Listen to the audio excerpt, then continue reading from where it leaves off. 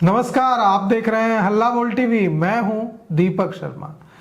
क्या प्रशांत किशोर, जनसुराज के सूत्रधार, जनसुराज के मुखिया प्रशांत किशोर क्या बांकीपुर विधानसभा सीट से उपचुनाव लड़ने जा रहे हैं? इसकी कितनी संभावना है, इस पर चर्चा तेज है।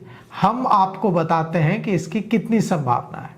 बांकीपुर से प्रशांत किशोर चुनाव लड़ेंगे, इसकी संभावना महज 30% है। 30% ही उम्मीद है कि प्रशांत किशोर बांकीपुर सीट से चुनाव लड़ सकते हैं। 70% जो उम्मीद है वो ये है कि प्रशांत किशोर बांकीपुर सीट से नहीं लड़ेंगे। कोई मजबूत प्रत्याशी वहां दिया जाएगा। जनसुराज की टीम एक्टिव है बांकीपुर विधानसभा क्षेत्र में।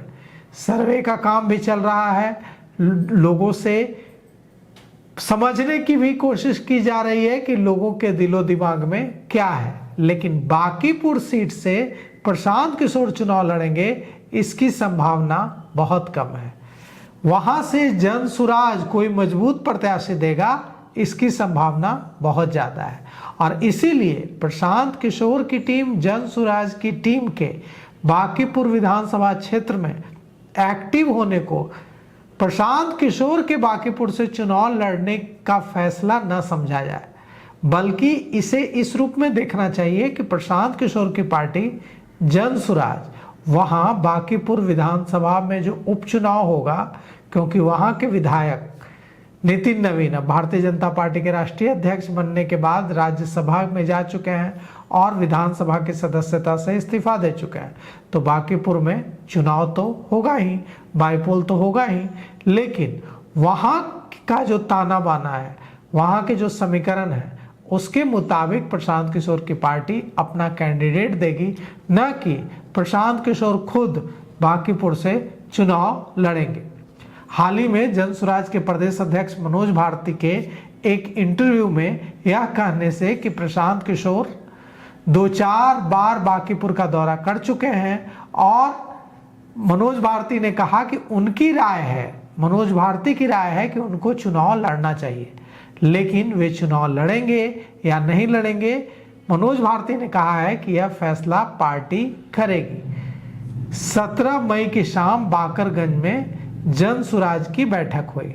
इसमें प्रदेश अध्यक्ष मनोज भारती भी थे और दूसरे लोग भी थे, और इसमें चर्चा हुई कि प्रशांत किशोर क्या बांकीपुर से चुनाव लड़ना चाहिए प्रशांत किशोर को। लेकिन बांकीपुर विधानसभा सीट नितिन नवीन के राज्यसभा जाने से खाली हुई है और अब यहां उपचुनाव होने वाला है। 2025 के विधानसभा चुनाव में जनसुराज ने बांकीपुर सीट से वंदना कुमारी को उतारा था और उन्हें 5% के आसपास वोट भी मिले थे। लेकिन क्या प्रशांत किशोर अब बांकीपुर से खुद लड़ेंगे? बांकीपुर पटना नगर निगम का एक शहरी इलाका है। यहाँ जातिगत गोलबंदी उतनी नहीं है, लेकिन यहाँ भी जाति तो है, और जाति किस जाति की जनसंख्या है, किस जाति की आबादी सबसे ज़्यादा है? तो यहाँ जो आबादी सबसे ज़्यादा है वो है कायस्थ की, और यहाँ उच्च हाई क्लास मतलब उच्च मध्यम वर्ग, डॉक्टर्स, कारोबारी, ये ज़्यादा यहाँ की आबादी उस समुदाय से आती है। यहाँ जाति की दीवारें थोड़ी कमज़ोर हैं, शहरीपन जाति पर भारी पड़ा है, लेकिन जाति तो एक फैक्टर रहेगी। यहाँ से अगर हम बात करें तो बांकीपुर भारतीय जनता पार्टी का अभेद किला रहा है। यहाँ भारतीय जनता पार्टी को हराना बहुत आसान नहीं है। शत्रुघ्न सिन्हा के बेटे लव सिन्हा यहाँ से चुनाव लड़ चुके हैं और नितिन नवीन से हार चुके हैं, और ऐसा नहीं कि कोई कड़ी टक्कर देने में वे सक्षम रहे थे। जबकि शत्रुघ्न सिन्हा खुद कायस्थ जाति से आते हैं, बड़े नाम हैं, इसके बावजूद उनके बेटे लव सिन्हा यहाँ कोई धूम नहीं मचा पाए थे।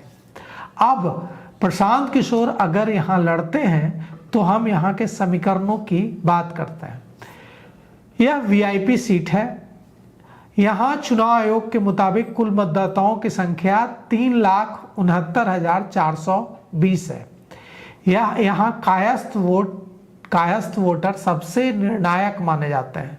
उनकी आबादी लगभग 70,000 के आसपास है और पहले इस सीट से नवीन किशोर सिन्हा, नितिन नवीन के पिता, और बाद में नितिन नवीन लगातार जीतते आए हैं। यहाँ ब्राह्मण भी हैं, भूमिहार भी हैं, राजपूत भी हैं, लेकिन कायस्थों की आबादी सबसे बड़ी है। यादव भी हैं, दूसरे ओबीसी भी हैं, मुस्लिम मतदाता भी लगभग 30,000 के आसपास हैं, दलित और महादलित भी लगभग 31,000 के आसपास हैं। लेकिन भारतीय जनता पार्टी का यह अभेद किला है और यहाँ भारतीय जनता पार्टी को हराना बहुत आसान नहीं होगा।